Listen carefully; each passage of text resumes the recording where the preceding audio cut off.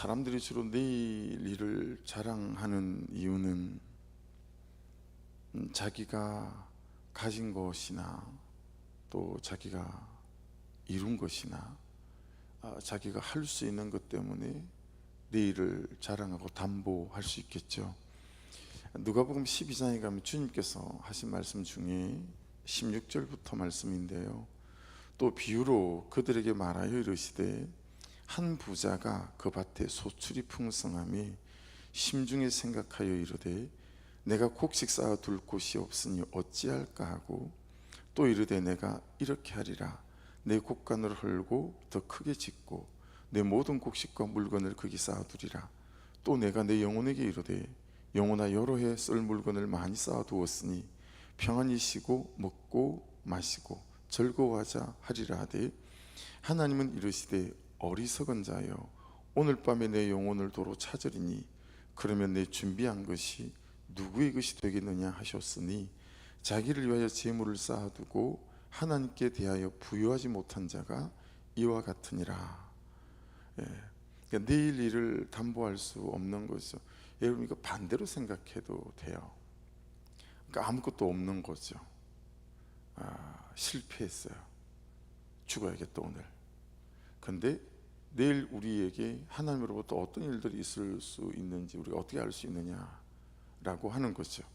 그래서 여러분, 잠언에 보면 사람의 한계와 유한적인 존재에 대한 유명한 7대 잠언이 있어요. 사람은 이렇게 한계를 갖고 있고 유한합니다. 그래서 전적으로 하나님을 의지하지 않으면 안 됩니다라고 하는 이 사람의 한계에 대한 7대 잠언이 있어요. 지나온 말씀이 오늘 말씀까지 6개고 이제 지나가야 될 말씀 중에 한 가지가 있거든요. 한번 반복해서 한번 들어보십시오. 잠언 14장 12절에도 나오고 25절에도 나오는데요, 어떤 길은 사람의 보기에 바르나 필경은 사망의 길이다. 야, 정말 이게 사는 길이다 싶었는데 사람은 모른다라는 거예요.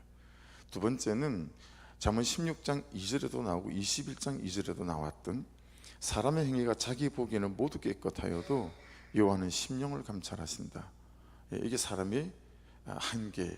세 번째는 사람이 마음으로 자기 길을 계획할지라도 그 걸음을 인도하시는 자는 여호와이라. 16장 9절 말씀이에요. 네 번째, 인간의 유아성 나타내는 7대 잠언 네 번째는, 사람의 심령은 그 병을 능히 이기려니와 심령이 상하면 그것을 누가 일으키겠느냐. 이게 사람의 한계라는 거죠. 다섯 번째는, 사람의 걸음은 여호와께로서 말미암나니 사람이 어찌 자기의 길을 알 수 있겠느냐. 20장 24절이고요. 그리고 오늘 여섯 번째 말씀, 내일 일을 자랑하지 말라. 하루 동안에 무슨 일이 날는지 내가 알 수 없다. 이게 사람의 한계예요. 이제 29장에 가면 25절에 나오는 말씀인데, 일곱 번째 인간의 유한성을 나타내는 7대 잠언 마지막은요, 사람을 두려워하면 올무에 걸리게 되나 여호와를 의지하는 자는 안전할 것이다 라는 말씀입니다. 그래서 저와 여러분이 현실과 현재와 또 사람에 대한 두려움, 이것 때문에 두려워할 것이 아니고요, 우리가 가진 한계가 명백하다라는 사실을 기억하고 살아계신 하나님 그분께 우리의 삶을 잘 내어 맡기는 은혜가 있기를 주의 이름으로 축복합니다. 2절 보십시오. 타인이 너를 칭찬하게 하고 내 입으로는 하지 말며 외인이 너를 칭찬하게 하고 내 입술로는 하지 말지니라. 그러니까 자기중심적인 자자찬을 말하는 거죠. 근데 말하지는 않지만 여러분, 내 스스로 내가 생각하고 있는 경우도 많잖아요. 저 사람보다는 그래도 내가 좀 낫다. 나는 적어도 저 사람 같지는 않아. 이게 여기에 지금 다 포함되는 거예요. 비록 말을 해서 다른 사람에게 말하지 않지만 내 속으로 내가 그렇게 생각한다는 거예요. 내가 저 사람보다는 성실하고 내가 저 사람보다는 그래도 훨씬 더 나은 사람이 아닌가, 이렇게 생각하는 거죠. 내가 저 사람보다는 내가 더 잘하고, 이런 게 전부 다 자기 스스로 자기 자신을 괜찮다 되었다는 교만한 마음을 내려놓으라 라고 하는 거예요. 그래서 여러분, 마태복음 5장 13절에 주님께서 이렇게 말씀하셨습니다. 너희는 세상의 소금이니 소금이 그 맛을 잃으면 무엇으로 짜게 하리요? 후에는 아무 쓸데없어서 다만 밖에 버려져 사람들의 발에 밟힐 뿐이다. 그렇게 말씀하셨어요. 그러니까 여러분 이런 거죠. 소금은 녹아서 자기가 없어지면서 짠맛을 내는 거잖아요. 그렇죠? 그런데 우리는 내가 죽거나 내가 녹아서 맛을 내기도 싫고 또 맛을 내는 삶으로 나아가지도 못한다라고 하는 거죠. 요한복음 8장 54절에는 이렇게 말씀하셨어요. 예수께서 대답하시되 내가 내게 영광을 돌리면 내 영광이 아무것도 아니거니와 내게 영광을 돌리시는 이는 내 아버지시니 곧 너희가 너희 하나님이라 칭하는 그이시라. 그러니까 여러분, 내가 나를 칭찬하는 게 아니라 하나님께서 나를 칭찬하셔야 되는데, 하나님께서 나를 칭찬하는 사람들은 영광스럽다라고 하는 사람들은 어떤 사람이냐면 예수님처럼 십자가에 달려서 나의 죄를 그분의 죄로 가지고 죽으시는 것처럼, 소금이 녹아 맛을 내는 것처럼, 내가 너보다 더 가졌고 내가 너보다 더 배웠고 내가 너보다 더 좋은 집에 살고 내가 너보다 더 계좌에 돈이 많고가 아니라 그래서 내가 나를 칭찬하는 사람이 아니라 말씀대로 십자가에 달리는 그 희생과 섬김을 통한 하나님께서 나를 영광스럽게 하는 그 삶, 그 존재가 진짜 영광스러운 거다라고 말씀을 하시는 거죠. 그 삶에 내가 놓여 있나 살펴보는 거죠. 3절은 돌은 무겁고 머리도 가볍지 아니하거니와 미련한 자의 분노는 이 둘보다 무겁다, 그렇게 말씀하세요. 에베소서 4장 26절에 가면 이 분노에 대한 얘기가 나와요. 분을 내어도 죄를 짓지 말며 해가 지도록 분을 품지 말고, 왜 그래야 되냐면 27절에 마귀에게 틈을 주지 말라. 분노하면 마귀에게 틈을 주는 것이기 때문에 그렇다라고 하는 거예요. 충분하게 상황이, 이건 분노할 수밖에 없는 상황일 수 있으나 그 분노는 마귀에게 틈을 주어서 그냥 마귀가 깔아놓은 그는 이제 멍석이 되어지는 거죠. 그래서 내가 병이 들거나 또 그의 마음을 병이 들게 하거나 또는 주변의 모든 사람들에게 그런 어려움을 주게 되거나 라고 하는 거죠. 그래서 이 분노라고 하는 단어가 갖고 있는 뜻은 그렇습니다. 속상함, 분함, 노여움, 격분, 슬픔, 원통함 이런 건데요. 4절에 가면 이걸 좀 더 쪼개놨어요. 4절을 보십시오. 분은 잔인하고 노는 창수 같거니와 투기 앞에야 누가 서리요. 여러분, 이 분, 해마라는 단어는 막 경노하고 분노하고 있는 건데 그 진짜 속뜻은 뭐냐면 독이라는 뜻이에요. 분은 독이라는 거예요. 그래서 나도 죽이고 또 이 분을 토해내는 그 사람도 죽이고, 이게 분은 독이다라는 뜻을 갖고 있고요. 분노할 때 노는 아프예요. 살아가며 분노하고 경노하지 않을 수 없는 그런 일을 만날 수 있잖아요. 어떻게 그냥 한 번의 분노도 없이 한 번의 경노도 없이 살아갈 수 있겠어요, 그렇죠? 그런 일들이 우리에게 닥칠 수 있다라는 거죠. 그래서 여러분, 이 해마라고 하는 것은 독이다라는 건데, 그러면 여러분, 모든 독은 뭐가 있어요? 그 독을 없이 하는 해독제가 있잖아요. 이 노는 해독제예요. 아프. 며칠 전에 지나왔던 말씀 아닌가요? 코 또는 콧구멍. 이걸 어떤 단어라고 그랬죠? 창세기 2장 7절에 하나님께서 흙으로 사람을 지으시고 생기를 그 코에 불어넣으사 그 사람이 생명이 된지라, 그 말씀에 코를 아프라고 했잖아요. 그러니까 분은 독이라면 그 분노를 우리는 그럼 그냥 가만히 당해야 되느냐? 해독제가 있다는 거예요. 독에 대한 해독제.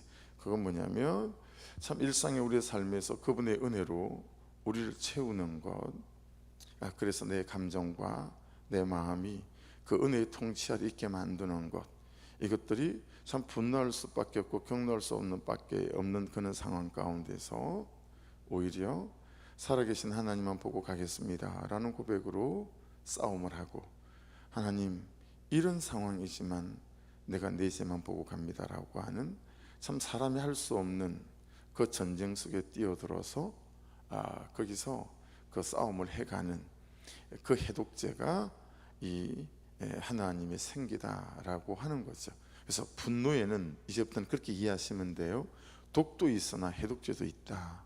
그래서 아무리 분노할 수밖에 없는 상황과 현실이지만 그 분노를 잠재울 수 있고, 아니 어떻게 잠재우겠어요, 그렇죠? 그 분노에 대한 치열한 나와의 싸움, 내 감정과의 싸움을 그래도 해볼 수 있는, 그것은 하나님으로부터 공급되어지는 그 은혜다라고 하는 것을 가지고 우리가 염두에 두고 그렇게 날마다 은혜를 구하고, 그럴 수밖에 없는 상황이 벌어졌을 때 독을 통해서 나도 죽이고 그도 죽이고 어떤 회복이 불가능할 정도의 쏟아내는 그런 삶보다는 그 중에서도 참 치열하게 자신의 감정과 싸우며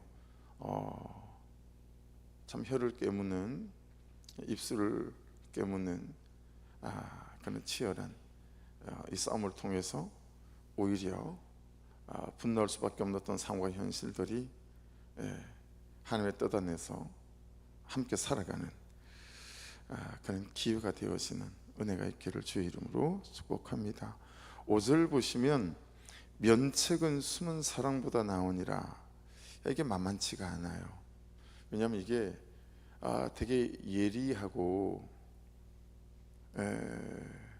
한 발자국을 띄어내기가 아슬아슬한 줄타기와 같은 어떤 거는 예민한 부분이 있어서 그래요.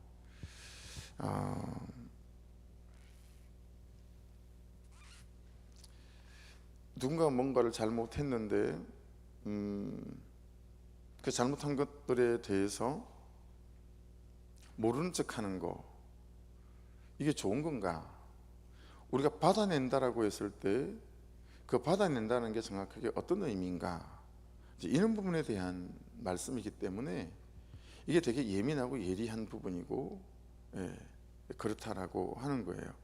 그러니까 어떤 숨은 사랑은 이 타인의 잘못에 대해서 아무런 지적도 하지 않는 무관심한 태도나 그것을 무조건 감싸고 도는 그는 그릇된 사랑, 이런 것들을 지금 말씀에서는 의미하고 있어요. 숨은 사랑이라는 이 부분이.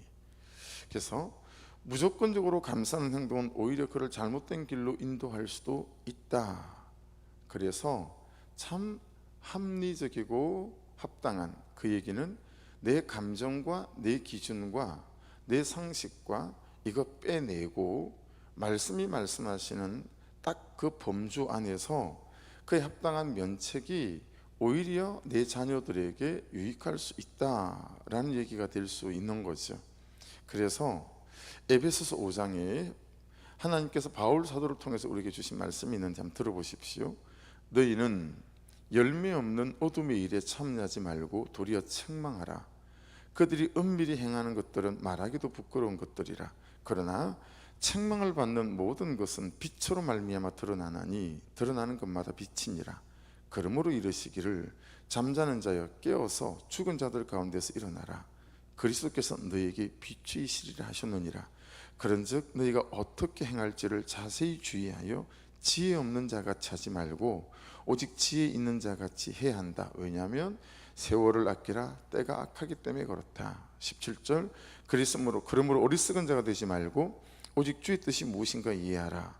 그리고 결론은 이거예요. 술 취하지 말라. 이는 방탕한 것이니 오직 성령으로 충만함을 받으라. 그렇게 말씀합니다. 그러니까 여러분 정리해 보십시다. 받아낸다라고 하는 것이 무관심, 무책임이 되면 살리는 게 아니라 죽일 수 있다라는 거죠. 그래서 뭐가 있어야 되겠어요? 그를 향한 진심이 있어야 된다라는 거예요. 그를 향한 진심. 보세요. 경험해 보셨을걸요. 진심은 희한하게도 여러분 향기도 있고 맛도 있습니다. 그래서 진심은 있잖아요, 안 드러날 수가 없어요. 안 감춰져요.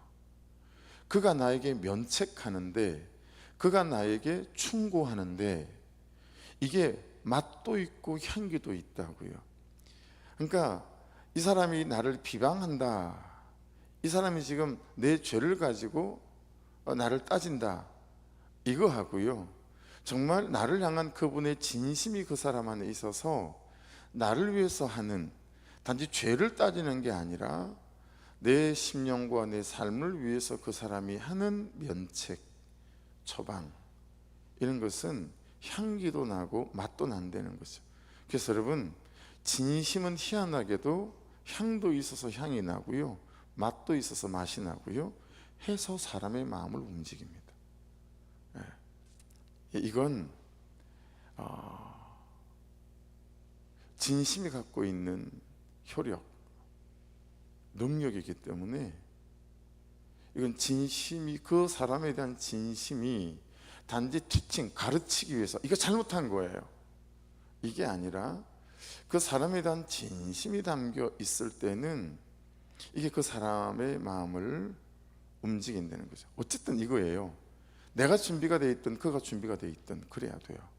근데 여러분 생각해 보세요. 예수도 믿지 않는 그 남편이 준비되어 있기는 어렵죠. 예수님을 인격적으로 만나지 못한 내 자녀들이 준비되어 있기는 어렵죠. 그럼 누가 준비되어 있어야겠어요? 내가 준비되어 있어야 되는 거예요.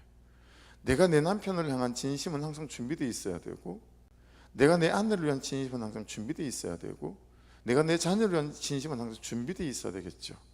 그래서 정말 분노할 수밖에 없는 상황이 되어졌는데 내가 진심을 담아 이건 아니에요 라고 했을 때 그 사람의 마음을 움직이니 그 사람의 삶을 움직이는 첫 단추가, 출발점이 될 수 있겠죠. 그래서 여러분 6절을 한번 보십시오. 괜찮아 하고 넘어가는 것은 원수의 잦은 입맞춤이 될 수 있다라는 거예요. 6절, 친구의 아픈 책망은 충직으로 말미암는 것이나 진심으로 말미암는 것이나, 제가 풀어낸 말씀으로 본다면 원수의 잦은 입맞춤은 거짓에서 난 것이니라. 그래서 여러분 역사 가운데 타락했던 수많은 왕들은 반드시 주변에 누가 있었어요? 괜찮아요 하고 말하는 신하들이 있었어요. 그렇죠? 그 신하들이 그래서 왕이 즐길 수 있는, 그는 계속해서 여인들을 제공하고, 왕이 즐길 수 있는 그런 술들을 계속해서 제공하고, 그렇죠? 반드시 망한 왕 옆에는 그 왕을 망하게 만들 수밖에 없었던 그런 신하들이 있었다라는 게 역사적 교훈이겠지요. 그런데 여러분 진심이 담겨 있지 않은 티칭은, 내가 갖고 있는 기준으로 말미암은, 내 상식으로 말미암은 그에 대한 책망은 오히려 그를 살리기보다 죽이는 독이 되기가 더 쉽지요. 그러니 준비되어 있지 않으면 말하지 않는 게 낫습니다. 준비되어 있지 않으면 그냥 한 걸음 반 걸음 더 물러서는 게 낫습니다. 그리고 시간을 벌어 나를 준비시킨 연후에 그에 대한 진심이 준비되었다 자신이 있으면 그때 그에게 옳은 것을 말하는 거죠. 너무너무 쉽지 않은 얘기를 제가 너무너무 쉽게 얘기하고 있어요. 이게 얼마나 어려운 얘기인지 여러분도 알고 저도 압니다. 7절 보십시오. 배부른 자는 꿀이라도 싫어하고 줄인 자에게는 쓴 것이라도 다니라. 우리가 흔히 쓰는 표현으로 말하면 뭐겠어요? 시장이 반찬이다, 이런 뜻과도 좀 상통할 수 있겠죠. 우리의 현실과 상황에 따른 사람들의 반응의 차이를 말하고 있는 겁니다. 나의 현실에 그래서 여러분 배부름만 있게 하면 안 되죠. 주의해야 되죠.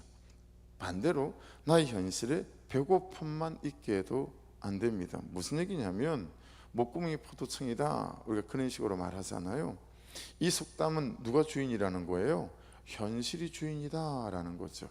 목구멍이 포도청이다 이 말은 현실이 주인인 거예요. 그래서 도둑질 했어요. 이제 이런 식으로 우리가 주로 소설의 한 장면에서, 드라마의 한 장면에서 목구멍이 포도청이다 보니까 어쩔 수가 없었어요. 이제 그렇게 말하지 않습니까? 그렇죠? 그래서 여러분, 내 현실에 은혜가 있으면 어떤 현실이든 그 현실은 나로 하여금 감사하게 하고 또 그 현실이 쓰임받게 하는 거죠. 쓰임받게. 그렇죠? 그러니까 배부르다고 교만하지 않고 또 배고프다고 비참하게 여기지 않는 거죠. 배고픈 현실이 있어요. 근데 그 현실만 있고 은혜가 없어요. 너무 내가 비참한 거예요. 뭐하러 사나?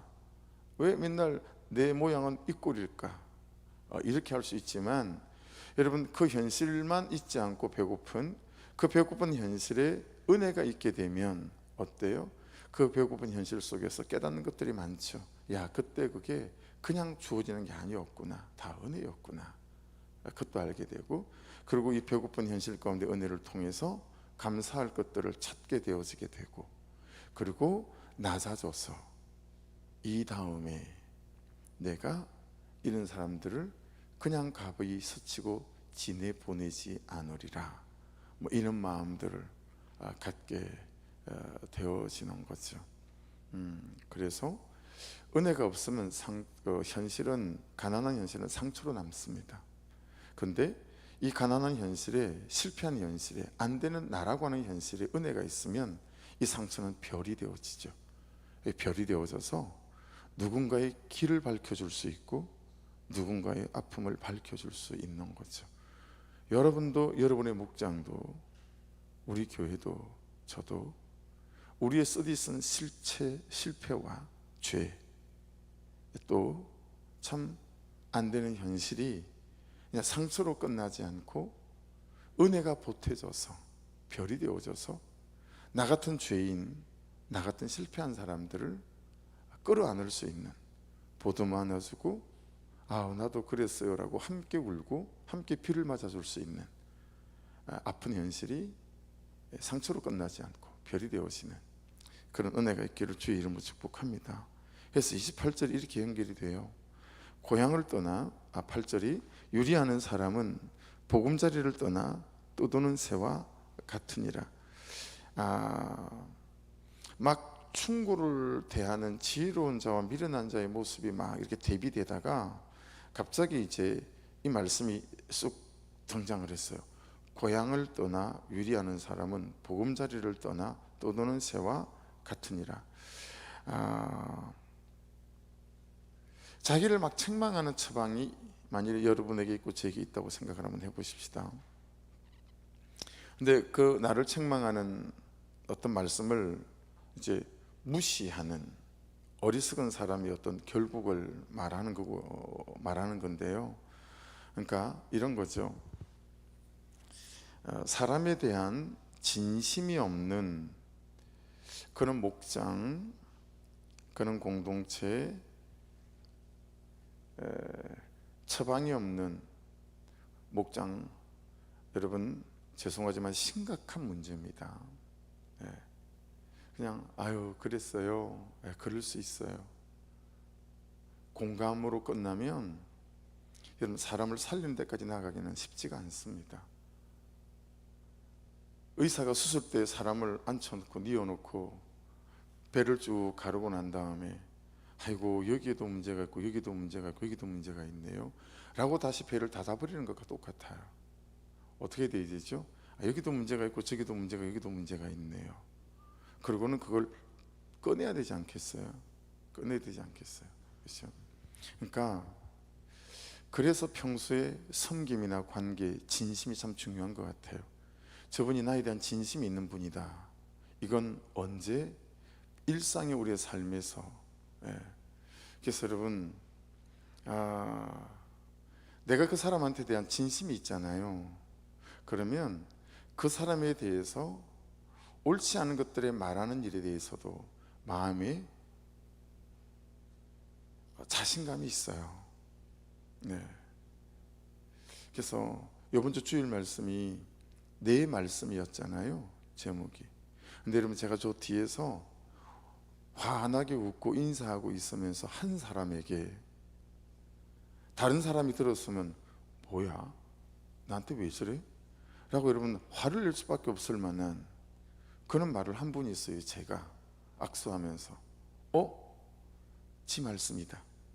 제가 그렇게 말한 분이 있어요. 그날 우리 주제가 내 말씀이잖아요. 내 말씀이 있어야 됩니다. 내 말씀이. 근데 제가 한 분 집사님에게 지 말씀이다 그런 거예요. 이분은 맨날 자기 견해가 너무 세요. 자기 주장이 너무 세요. 그래서 그분을 보는 순간 나도 모르게 그 말이 툭 튀어나와서 아이쿠 했지만 오해하지 않으시더라고요. 왜냐하면 내가 그분에 대한 진심이 있거든요. 그게 통하니까 오해하지 않아요. 여러분들에게 제가 지 말씀이다 그러면 여러분 오해할 수 있지 않겠어요? 야, 목사가 할 말은 아니지, 그렇게 하지 않겠어요? 근데 오해하지 않으시고 그냥 받아주는 거예요. 제가 큰 실수할 뻔한 거죠. 지 말씀이다. 이게 얼마나 여러분 신뢰가 되는 말입니까? 그죠? 근데 오해하지 않으시고 전과 같이 똑같이 저를 대하시고, 저도 그런 거예요. 제가 그를 책망하려고 한 말이 아니니까.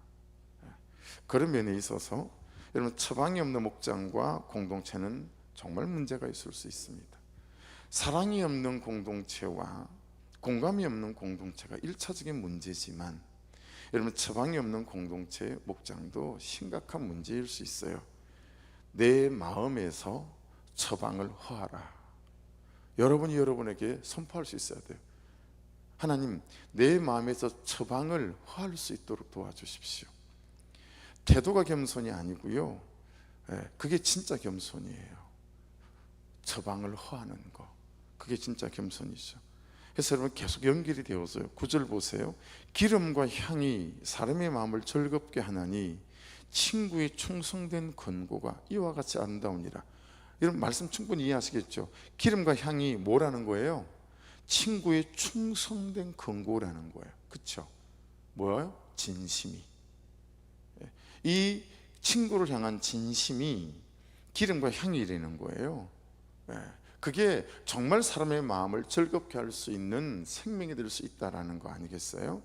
그래서 여러분 여기에 있는 기름은 세멘입니다. 향은 케토레트예요. 무슨 의미일까요? 이건 번제를 드릴 때 희생제물에서 나오는 기름하고 희생제물에서 나오는 향기예요. 그런 여러분 말씀이 싹 이해되지 않아요? 친구의 충성된 권고가 이와 같다는 거죠. 여러분 처방은 보세요. 처방은 내가 그를 위하여 번제 대물이 되어져서 내가 불에 타면서 흘러내리는 기름이고 향이라는 거예요. 처방은 내가 십자가에 달려 죽음으로 그를 살리기 위한 것이 처방이다 라고 하는 거니까 얼마나 그에 대한 진심이 있어야 되겠어요. 그렇죠? 그러니까 처방은 여러분 잔소리가 아니고 잔소리로 하면 안 됩니다. 그렇죠? 처방은 간섭이 아니에요. 그렇죠? 내 일을 왜 자기가. 듣는 사람도 처방은 하는 사람도 이 중심을 갖고 있어야 된다 라고 하는 것을 알 수 있죠. 하는 사람은 십자가에 달리는 그를 사랑하는 진심으로 해야 하고, 듣는 사람은 나를 향한 하나님의 마음과 음성으로 듣고. 이런 목장이고 이런 공동체고 이런 가족 구성원들이라면 그 안에서 얼마나 서로가 서로에 대한 신뢰와 또 살아냄을 가지고 살아갈 수 있겠습니까? 그죠? 근데 우리는 다 감정적으로 하잖아요. 기분 나빠서 하잖아요. 나를 무시한다 싶어서 듣잖아요. 그죠? 왜 저래? 판단하고 정죄하는 마음으로 하잖아요. 근데 여러분 이걸 내 마음에서 목사이지만 지워내기가 처절한 싸움이더라 라고 하는 거예요. 끊임없이 판단이 올라와요. 내가 여러분보다 더 못 사는 부분이 너무 많은데, 제가 여러분보다 저 오래 살면 모자란 부분이 너무 많음에도 불구하고 저의 감추인 것이 드러나면 이 강단의 목사로 서 있을 수 있을까?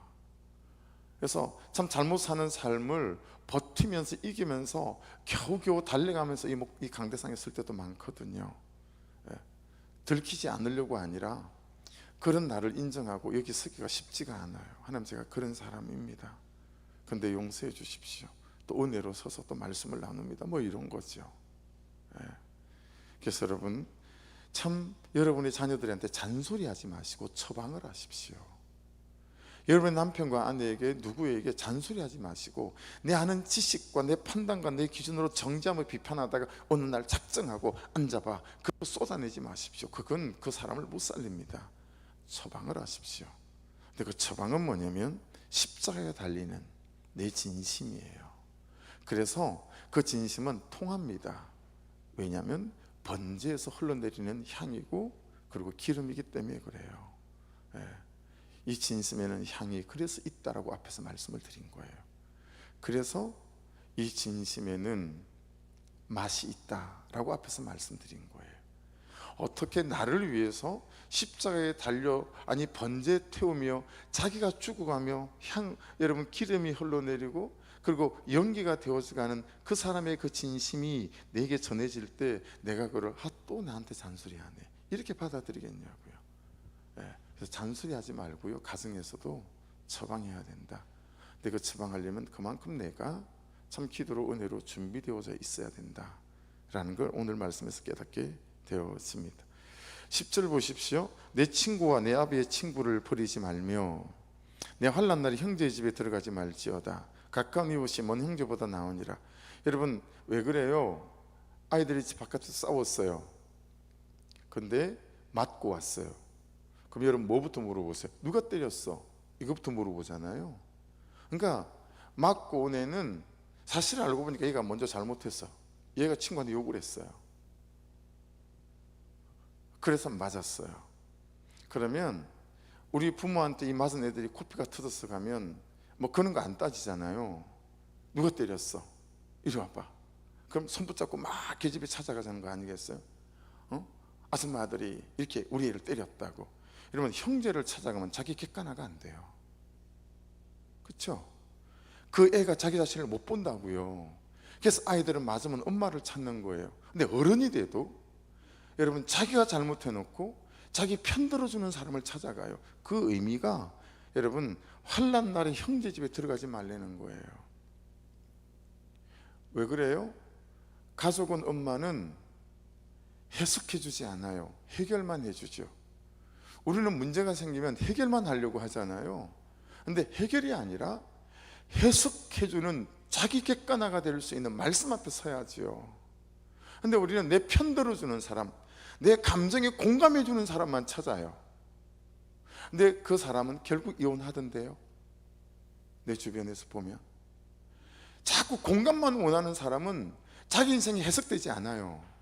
그 말은 자기 죄를 못 본다 이 말이에요. 자기 인생이 해석되어도 자기 죄를 봐야죠. 그래서 내가 잘못한 것 같아요 여보. 아빠가 잘못한 것 같네. 미안하다. 아빠 용서해 주겠니? 라고 할 때 여러분 이 가정이 회복될 수 있지 않겠어요? 근데 우리는 자꾸 공감만 해줘요.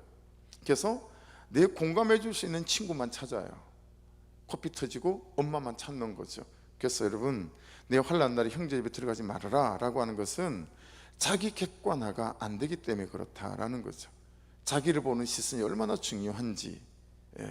그렇죠? 그래서 여러분 자꾸 해결해 주는 사람을 좋아하지 마시고요, 해석해 주며 혹시 집사님 이것 때문 아닐까요? 라고 내 죄를 콕 집어줄 수 있는 사람을 좋아하십시오. 그래야 저와 여러분이 삽니다. 10절은 그 얘기예요. 어렵지 않죠. 11절입니다. 내 아들아 지혜를 얻고 내 마음을 기쁘게 하라. 그리하면 나를 비방하는 자에게 내가 대답할 수 있으리라. 그러니까 10절하고 똑같은 얘기예요. 고난을 해석해주는 지혜로운 공동체. 그래서 진짜 지혜는 뭐냐면 자기를 객관화시키는 거예요. 야 이렇게 되면 되지 않을까? 이런 거 아니고 자기를 객관화시켜서 내가 죄인입니다. 내가 잘못했어요. 어떡하죠 하나님? 12절 슬기로운 자는 재앙을 보면 숨어 피하여도 어리석은 자들은 나가다 해를 받느니라. 13절 타인을 위하여 보증선자의 옷을 취하라. 외인들을 위하여 보증선자는 그의 몸을 볼모자 벌지니라. 이건 앞에 나왔던 말씀이기 때문에요. 기도하겠습니다. 이 시간 오늘 말씀이 말씀하시는 바가 되게 중요한 말씀들이 많죠. 정말 진심이 있어야 되는 거구나. 그리고 그 사람에게 절대 잔소리하고 이게 옳으니 저게 옳으니 참견하고 이게 아니라 처방해야 된다. 그 처방은 내가 번제로 드려지는, 내 몸이 태워지는, 거기서 나오는 진액, 그것이 처방할 때에 우리가 가져야 될 우리의 중심이고 진심이라. 그래서 그걸 듣는 사람은 희한하게 향이 있고 맛이 있어 알고, 그리고 그 말을 듣게 되고 마음이 통하고 그 삶으로 통하여 줄 수 있다라는 말씀이었습니다. 말씀 붙잡고, 하나님, 이게 듣기는 좋으나 얼마나 어려운 삶인지 너무 잘 압니다. 불쌍히 여겨 주셔서 그런 삶으로 반에 반 걸음씩 걸어가는 은혜를 허락해 주시옵소서. 우리 교회 공동체가, 우리 목장 공동체가 공감만 하다 해결해 주다 끝나는 공동체 절대로 되지 않게 하시고, 아버지 하나님, 처방까지 되어줄 수 있는, 우리 각자가 모두 처방을 허할 수 있는 그런 마음이, 결단이 있게 도와주셔서 말씀으로 처방받는 일에 절대로 주저함이 없는 이 최고의 겸손이 아버지, 우리 각자의 것, 우리 교회의 것, 우리 목장의 것들이 될 수 있도록 역사해 주시옵소서. 같이 말씀 붙잡고 기도하시고, 21일 날 우리가 급하게 여기서 연락이 오고 하다 보니까 참 많이 분주하고 할 일이 너무 많은 거 있죠. 그래서 오늘도 또 팜스프링에 가서 또 미용하고 할 분들 또 이렇게 전도를 해야 해요. 그 일에 은혜를 부어주시고 꼭 구원받아야 될 우리 어머님들 아버지 안에 붙여주시옵소서. 중복 꼭 부탁드리고, 할 수 있는 데까지 미리 팜스프링에서부터 땅 밟기를 좀 하려고 하고, 우리 성도들이 돌려야 될 주변의 빌라들 오늘 또 다녀보려고 합니다. 그 모든 일에 은혜를 부어주시고, 우리 성도들이 한 10명만 더 있었으면 좋겠어요. 함께하는 분들이. 그래서 참 오는 교회 성도들은 막 한 20몇 조가 되는데, 우리는 10 그냥 한 4조 5조에서 끝이 나니까 좀 더 또 부족하기도 하고, 좀 더 그 다음에 대박 로버랜드하고요, 노블랜드하고 UNI 그 세대별 이제 1층 현관에 비밀번호가 있었어요. 한 거기도 열리는 은혜가 있게 도와주옵소서 또 부탁을 드립니다. 우리 주여 한번 부르고 기도하십시다. 주여,